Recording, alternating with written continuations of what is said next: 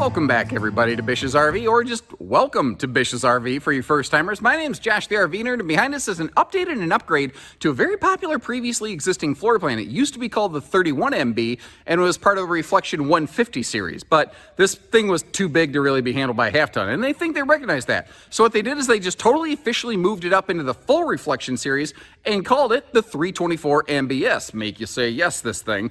It's a little bit different take on a middle bed bonus room kind of mid-bunk thing. It's got a couple beds stacked in the middle slide. But what's cool about this one is when it's all opened up, like some middle rooms give you a door off the hallway. Some of them give you a door off the kitchen. This does both. And because of the ability to see in there and to observe that negative space, it makes the middle room potentially feel like part of the living room, which really is important because this doesn't have like a sofa and a dinette and a second sofa. This is a giant rear wraparound dinette and then like a 3-seater party recliner sofa over in the slide out. So if it's like everybody's stuck inside on a rainy day, you need that middle room to be there to kind of say, all right, kids, go to your room. Like you need that extra flow space, but it really, really works. They got rid of the carpet from the previous generation in the seating slide. And this is not a slide out bedroom, which is very interesting. It's just a north-south walk-around queen, but it does include an extra big closet, so you do have, the dry storage that the adults are going to want. That's another thing. The middle room, they gave it some decent storage that a lot of brands don't. Because anyone who's had a kid can tell me, like, they eat up a ton of space, like very, very quickly. My wife and I were very happy in a small house, and then we had our daughter and we love her, but she occupies 3/4 of our home, so every ounce of storage counts. There's some cool things about it. It's got some hiccups too, and I'm going to show you the good with the bad, and if you appreciate that kind of approach, make sure you hit that subscribe button. Let's get started. Now, really, I think the key focal point of this RV is the way they did the middle room a little bit differently and how it interacts and how it shapes the living space back here. Because most middle bunk bonus room kind of things, over in the left-hand side of the slide, there'd be a 2-seat sofa and a dinette, and then on the rear wall, there'd be a sleeper sofa. Well, obviously, this one doesn't do that. And it's, again, due to this dual entry middle room right here, where it has a door in the hallway and a door in the kitchen, that kind of gives it a little bit different feel and function. Because this middle room can basically act as an extension or a second living room in a way. It's open enough to do that. Now, as you can see here, I mentioned how normally most of these things have a 2-seat sofa. This is a 3-seater. All 3 sections do recline. The two far, like the ones with the armrest, those do have heat and massage, by the way. And obviously you've got this fold-down center console. But one of the reasons I wanted to slide over here is to help answer the question, can you watch TV from the right-hand seat? Like if you're seated all the way over here, is the kitchen island in the way? Now, I'm tall, and I'm not holding the camera up to the top of the ceiling. The camera's sitting directly in front of my eyes, almost pressed against my face, which is a wonderful visual, obviously. But my point here is I think you can. I think it's a clear, easy viewing, even if the TV's not pivoted out of the way. That electric space heater down there giving us some nice extra toasty BTUs. And speaking of that, you've got a heat vent coming off the island duct coming straight at this sofa. So this should stay very comfortable very quickly and directly over here, which is awful darn handy. Now, as long as we're sitting at the sofa, might as well just kind of complete the view. Like if you're sitting down here, this is sort of what I'm saying, where you can still peek into that middle room enough to have a little bit of an idea what's going in there, and you can kind of peek down to the bedroom, assuming you leave those doors open. So even though you do have the ability to privatize all these different areas, it looks and it feels larger, which is kind of cool. Now, we're looking at the 16 cubic foot, 12-volt compressor fridge. That means this has a 370-watt big solar panel up on the roof, which is pretty darn cool right there. You may have noticed up top a couple things like that big XL vent fan here in the kitchen and living room. It should be noted your stovetop is directly below the microwave, so you don't really see a stovetop vent hood, but it's a little bit easier to see now that we're sitting down here. If you look under it, you can actually see how that is an exhaust venting microwave. It does blow air outside, which is kind of cool. Now they've lightened and brightened up the decor on these versus their previous iteration, which a lot of folks seem to be enjoying. And I think it gives us some pretty good window coverage overall. It is worth noting it doesn't actually have forward-facing windows over here on the campside slide, but because of the presence of the pantry, I don't think that's too terrible, though. I mean, do you? So if you're cooking in the kitchen, you look over, this is kind of your point of view right here, but you're still out of the way of the TV, which I think is handy. You're in the social mix of things, but you're not in the way of things. It's just a nice, handy balance. By the way, the lights there above that sofa, those are on a dimmer switch. Now, this giant rear U dinette, you might notice it's a single post kind of dining situation. They did some very cool things with this. Take a little bit of a look here. So giving you some reference points of what an adult size 6 foot plus 200 plus pound person can do with this. It works. You can, I feel legitimately you can get 3 or 4 people around this thing very comfortably because it is like such a full 8 foot wide. And it does fold down into a big sleeper. There's a conversion cushion required to do that, so kind of keep that in mind. It's not the kind of thing where the cushions that are on your back, they don't become part of the bedding. There's an extra cushion kind of hidden under the bed, if that gives you a little point of reference right there. Now, the rest of the kitchen, at a glance, you kind of look at it and you're like, next to the stove, you're like, oh, it's missing a pantry. And it's not. The pantry is just, again, over here by the sofa. It's a little bit different, but by condensing it down this way, they were able to shrink certain aspects of the floor plan while enhancing other ones. Like it has a longer, wider middle room. If you're kind of, taking note here, you'll see a little better look at it in a second. The middle room on this is longer than most mid-bunks because instead of stacking the bunks straight toward the door, the bunks are actually, they're stacked this way, not this way. So they created extra space in there. They cheated from a little space in here, but because you can see through all of it, it kind of works. Now, opinions can vary on that. If you disagree, don't buy this RV. just kind of simple in how it goes. The island here, you can see all solid surface counters, and I do like the radius edges on that. It does have a toe kick in the kitchen, so you're going to want to kind of keep that in mind. Some people, that really annoys them. Some people, it's not a deal breaker. I guess that's a question. Is that, if you like everything else in the RV, is that toe kick kitchen, that in and of itself, is that a deal breaker factor for you? I'd be kind of curious to know what you think about that. Now, being a full reflection, not a 150, it does include the shade in the door, so that's an extra thing they're doing here. It also has the little metallic screen for the bottom part of the screen door as part of the little pet-friendly package. Now, as you can see right there, we got the move bunk, get out the way, and I haven't hard measured it. Again, I think that's something on the realm of a full-size mattress. But if you notice, there is some decent drawer space down below that, as well as, windows for each of the bunks and lights for each of the bunks. And I also like that little, almost like skylight, but still ventilating window, although you're going to need to be either very tall. Like on my toes, I could probably get that at about 6 foot plus or, something of that nature. It's not exactly small. Now, I mentioned how this could maybe provide some kind of office function. I think you might want to potentially remove that lower bed and drawer space to do it, maybe build the desk into the slide. But at the same time, if you wanted to, if you look over here, you've got all this drawer space. I don't know that it would be too terribly hard to rig up something to act as a little bit of a desk area over here, but I do think that there are some other floor plans that are a little more organically better suited to that.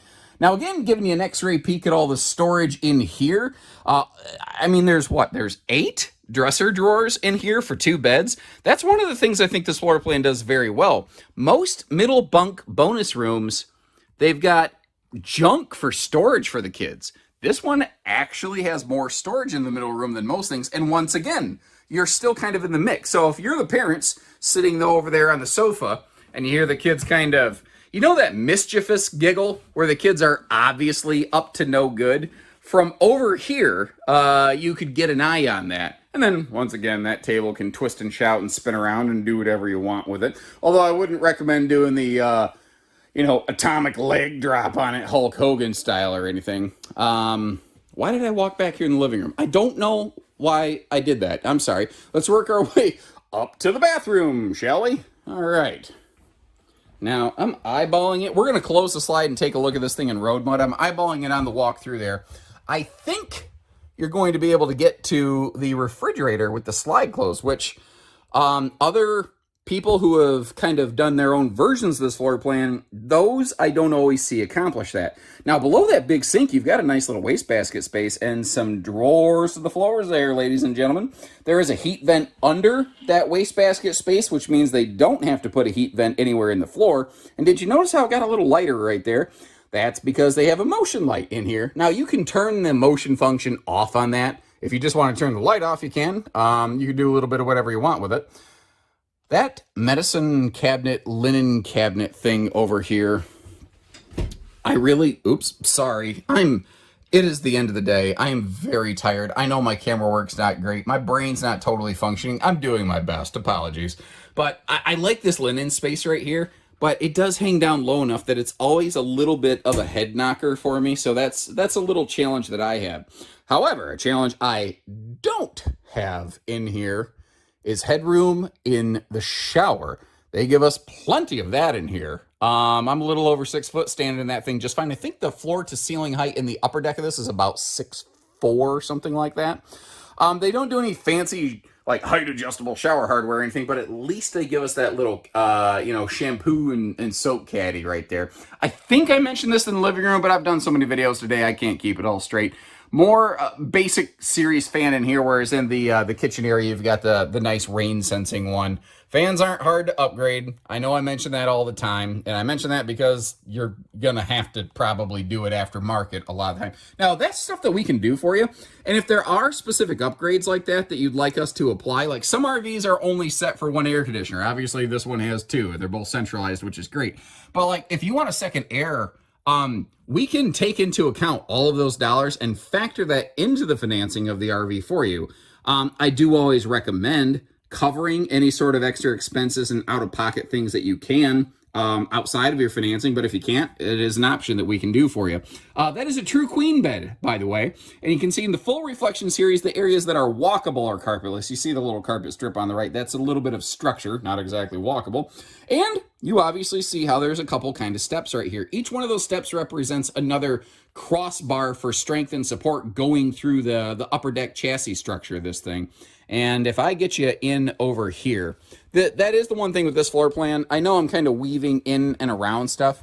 It's a very cool floor plan when you sit in it. It's not a very easy floor plan to put on camera, but you got a big window overlooking the campsite of your RV right there, which I think is very, very cool.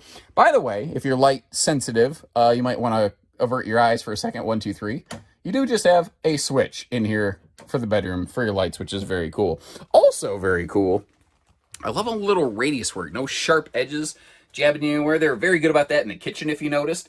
You see the household outlets hiding over there on the side of that, so that if you want to, you could plug something in and set on the side stands, or that kind of recessed overhead shelf that's cut away so it's not a headbanger, but it's just deep enough to keep the USB plugs that you could plug in up there from dangling down and getting all up in your face or something like that. I don't know why I said it. So weird. Whatever. Let's look at the storage under the bed, shall we? Now, you might notice not a whole lot of hanging storage. Well, none, really, that you've seen so far. That is actually located across from the bed. It actually kind of hides behind the shower a little bit.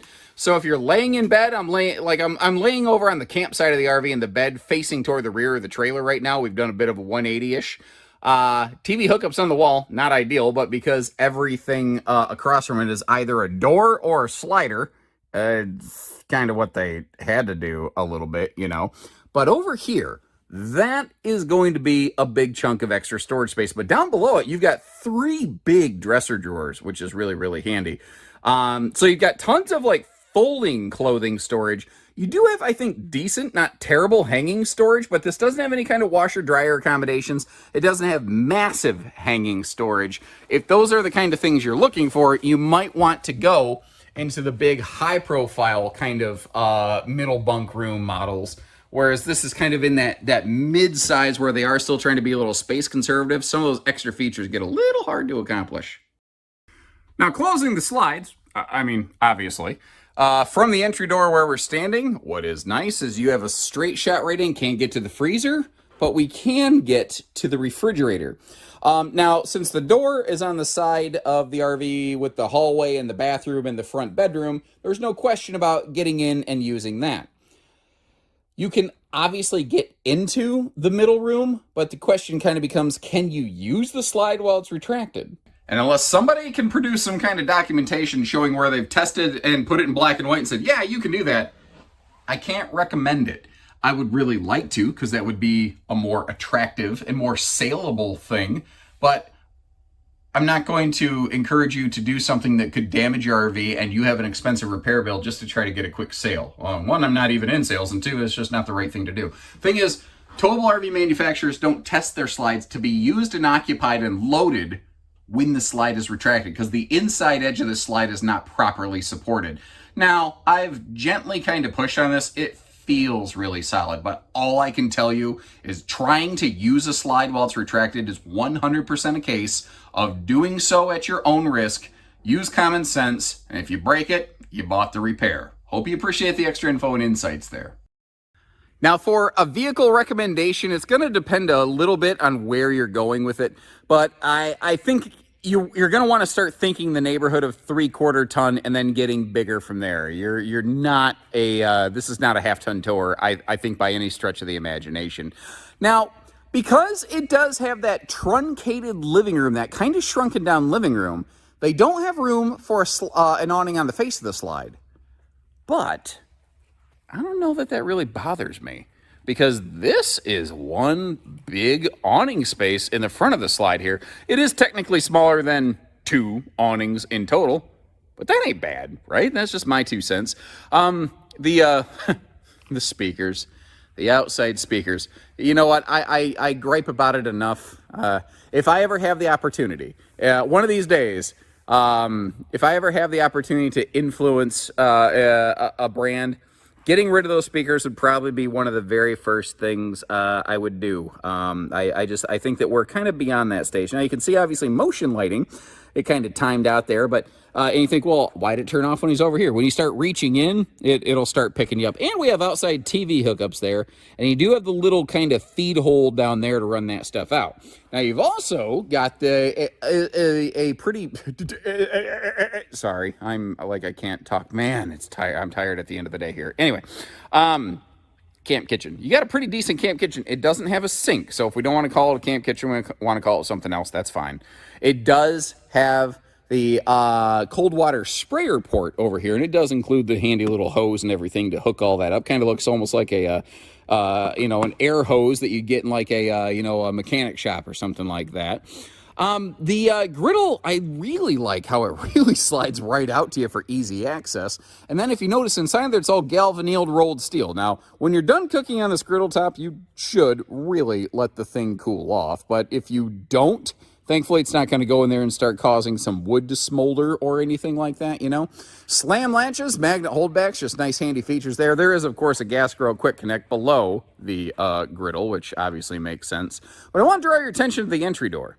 First of all, their steps are a little bit different here. Grand Design's been doing this for a while, and the idea behind it is some folks don't like this kind of step because if it gets dirty, you flip the dirt into your RV. Well, these give you a chance to kind of flip some of that dirt off of them before you flip them into your RV, which is neat. And you see the new safety handle system over here, that kind of triangular shaped job. What that's going to do for us is, one, give you more to hold on to as you're walking in and out, but two, it folds down. Here, let me just actually see if I can demonstrate it in real time. So what you kind of pull this down till it cinches, then you just sort of push that sucker up, and boom, there you go. It gets out the way.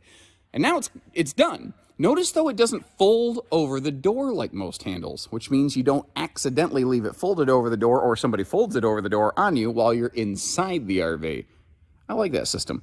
Probably why they're calling it a safety handle, so you don't accidentally get locked inside there. Oh, that is a anti-slam entry door, by the way. But what is nice is they also, they don't have a magnet holdback on this one because of where that little camp kitchen sprayer is. But it does still have a like a plastic holdback to make sure it's not flapping around in the breeze. But it is an anti-slam door. Now, you don't have like forward-facing windows in the living room, but I don't know that it matters. You got some really good window coverage in here. In our floor plan in a flash, we gave you a look at that 370-watt solar panel up there on the roof. When you get the bigger 16 cubic foot fridge in a reflection, you get the bigger solar panel. A reflection that has the 10 cubic foot smaller two-door fridge freezer with the freezer on top of the fridge instead of beside it, that'll come with 180 watts. So this is double, basically, more than double.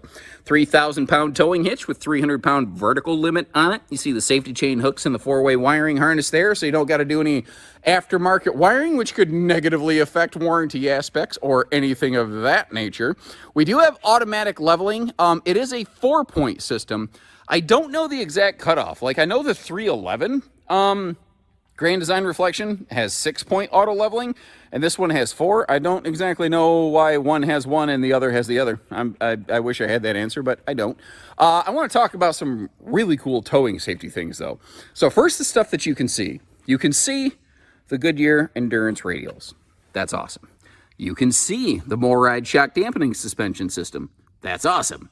What you can't see is the banded TPMS, basically tire pressure monitoring integrated into those tires and, through the tire link system.